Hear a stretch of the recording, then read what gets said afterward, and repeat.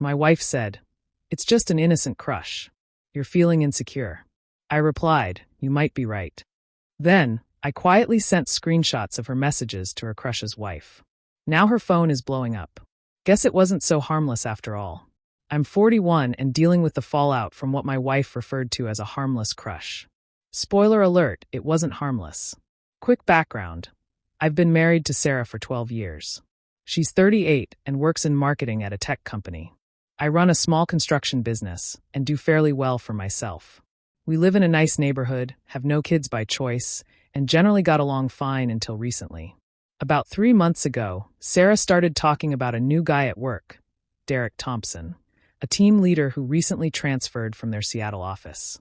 At first, it was just standard work talk. Derek said this, Derek suggested that. I didn't think much of it. Then it got strange. Derek became the focal point of every conversation. She'd come home with stories about how funny Derek was and how insightful he was regarding marketing strategies. She mentioned restaurants Derek recommended that we should try and even suggested I switch to a certain brand of coffee because Derek thought it was better. I started paying attention. Sarah was suddenly very focused on her appearance on workdays. She had new clothes in her closet, spent more time on her makeup, and got her hair done more often. She started working late more frequently, always on projects that Derek was supposedly involved with. Last Friday night, while we were watching TV, her phone kept buzzing. She was texting incessantly, giggling at whatever was coming through. I asked who she was chatting with, and she said it was just Derek, who was having issues with his wife, Karen. Marriage problems. She was just being supportive. Red flags everywhere. I kept quiet, but started watching more closely.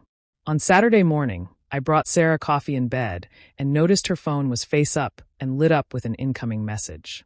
The preview showed Derek's name and part of a message that read, "Wish I could talk to you more without Kay getting suspicious."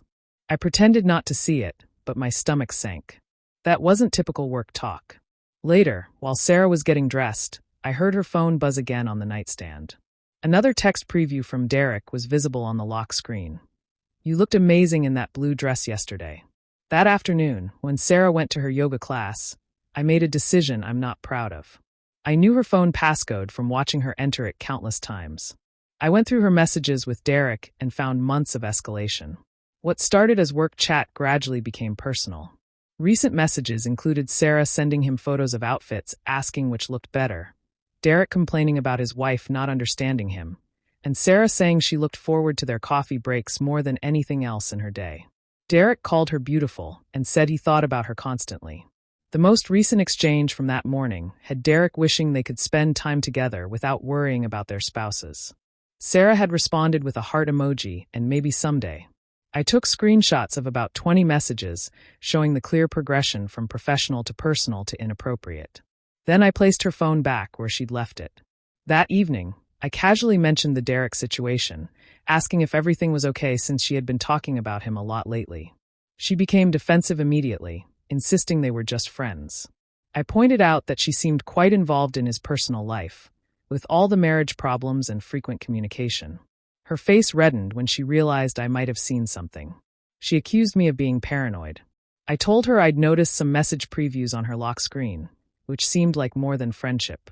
That's when she dropped the line that sealed her fate. "It's just a harmless crush. You're being insecure. Derek is having real issues with his wife, and I'm just helping him through it. If you can't handle me having male friends, that's your problem."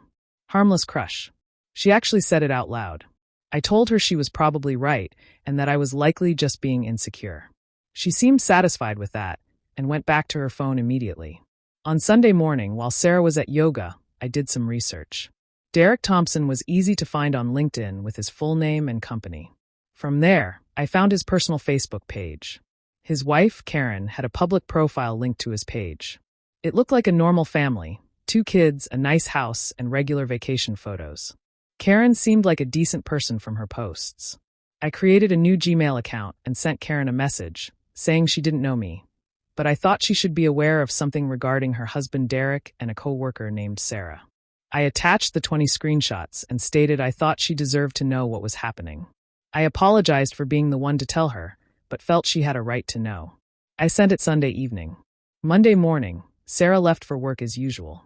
Around 11 a.m., Her phone started going crazy with call after call and text after text. She was working from home that day, so I could hear her panicking in the home office. Around noon, she came out looking like she had seen a ghost. She said something happened at work. Derek's wife found some messages, and now she was causing problems. Derek was in trouble with HR. I asked what kind of messages, feigning concern.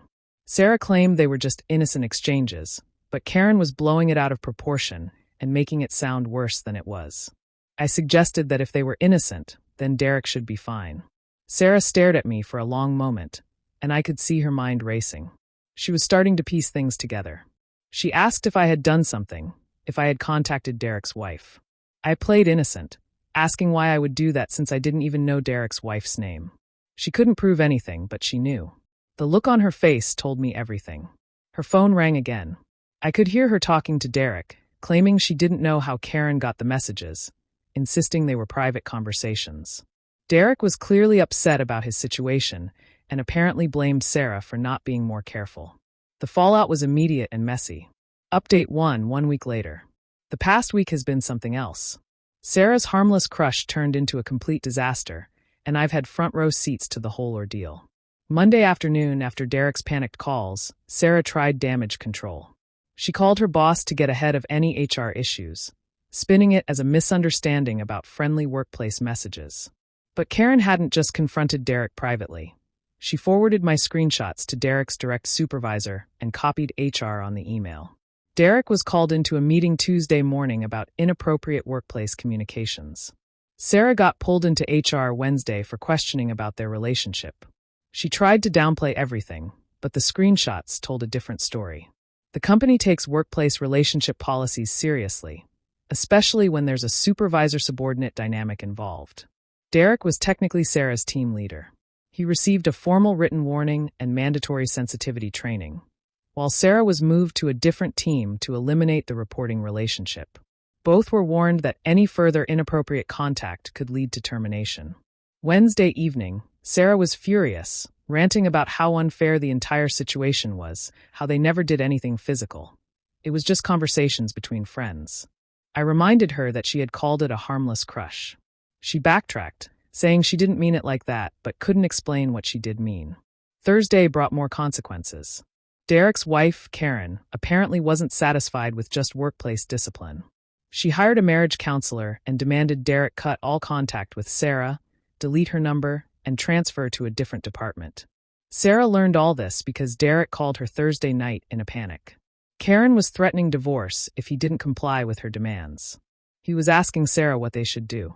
Sarah seemed shocked that there would be real consequences beyond work. When she suggested they could figure something out, Derek shut that down firmly, telling her he couldn't lose his kids over workplace messages and that they needed to stop all personal communication immediately. She tried to argue, but he hung up on her. Friday morning, Sarah woke up to find Derek had blocked her number. His LinkedIn profile no longer showed them as connections. She was effectively cut off from the person she had been emotionally investing in for months. The social consequences began hitting over the weekend. A mutual friend from Sarah's yoga class mentioned she'd heard there was some drama at Sarah's work involving married colleagues. News was spreading in their social circle. Sunday night, Sarah confronted me directly. She said she knew I had contacted Karen somehow. I told her to prove it. She couldn't, but kept pressing, asking who else would have done it. I suggested maybe Derek had confessed to someone, or maybe Karen had hired someone to investigate. It could be anything. She couldn't argue with that logic, but I could see she wasn't convinced. Update 2, 3 weeks later. 3 weeks since the screenshots went out, and the consequences keep rippling outward. Sarah's harmless crush has become the gift that keeps giving. The work situation has stabilized but hasn't improved. Sarah's new team assignment came with a reputation. Everyone knew about the Derek situation. She went from being well-respected to being the woman who got involved with a married supervisor. Her new manager seemed unimpressed with the drama she brought to the company. Sarah started complaining about being overlooked for interesting projects and excluded from client meetings. It turns out having a reputation for inappropriate workplace relationships isn't great for career advancement. Derek's situation was more complicated. The formal warning stayed in his file, but he kept his job. However, Karen's demands for transparency meant she now monitored his work communications. Derek had to provide Karen access to his work email and phone to prove he wasn't contacting Sarah. Last week, Sarah heard through office gossip that Derek looked miserable at work. His wife required him to come straight home every day, with no after-work drinks with colleagues or late nights without prior approval. Essentially, he was on a short leash trying to save his marriage. Meanwhile, Sarah was dealing with the social fallout. Karen had apparently shared the story with other wives in their neighborhood social group. Several of Sarah's acquaintances began giving her cold shoulders at community events. The narrative going around was that Sarah had been pursuing a married father of two, trying to break up a family. The screenshots provided clear evidence that she had been encouraging Derek's complaints about his marriage. Sarah attempted damage control by telling her version of events. Poor misunderstood Sarah just being a friend to a troubled colleague, while vindictive Karen overreacted to innocent workplace conversations. Most people weren't buying it. The progression in those messages was pretty clear about where things were headed. Her sister Lisa visited last weekend and didn't hold back. She told Sarah she'd been foolish to get involved with a married man, especially at work, pointing out that Derek was never going to leave his wife and kids for someone else's wife. Sarah insisted she hadn't been trying to break up Derek's marriage, just offering emotional support. Lisa laughed and asked if she really believed that excuse. Monday morning, Sarah tried a different approach with me. She suddenly became very interested in our relationship, making elaborate dinners, suggesting weekend trips, and being unusually affectionate. She proposed, "We should take a vacation to reconnect, just the two of us." When I asked what we needed to reconnect from, she claimed she just wanted quality time together away from work stress. I asked if she meant stress from Derek, and her face went pale. She tried to deny there was any stress related to Derek, insisting they barely spoke at work anymore. I pointed out that barely speaking to someone you used to text constantly seemed like a significant change. She didn't have a solid response to that. Wednesday night, Sarah brought up the screenshots again. She complained that whoever sent them to Karen had destroyed lives over private conversations between friends. I reminded her that those were conversations where she admitted having a crush on a married man. She tried to claim that was just a figure of speech, but I pointed out she had used those exact words while looking me in the eye. She insisted she didn't mean anything serious by it. I asked what she did mean, and she couldn't provide a clear answer. By Friday, Sarah seemed to realize her usual tactics weren't working. She asked directly if I thought our marriage was in trouble. I told her that depended on whether she had learned anything from the Derek situation. She asked what she was supposed to learn. I explained that choices have consequences, that other people's marriages matter, and that calling something harmless doesn't make it harmless. For the first time since this began, she looked genuinely concerned about losing me too. Final update, 2 months later. 2 months since I sent those screenshots, and everything has settled into a new normal. Time for the final update because this story has reached its conclusion. Derek managed to keep his job, but his life changed dramatically. Karen's conditions for staying married included full transparency with his communications, no unsupervised contact with female colleagues, and regular marriage counseling sessions. Through office gossip, Sarah learned that Derek's social life essentially ended. No more after-work activities, no business travel without Karen's approval, and no private meetings with female staff members. He was basically on probation in his own marriage. His career advancement also stalled. The formal warning in his file eliminated any chance of promotion in the near future. Karen's requirement for communication monitoring made him less effective in client relationships. He was essentially stuck in his current role indefinitely. Sarah's recovery in her career was slower. The department transfer helped, but her reputation took permanent damage. She was excluded from high-profile projects and client-facing roles.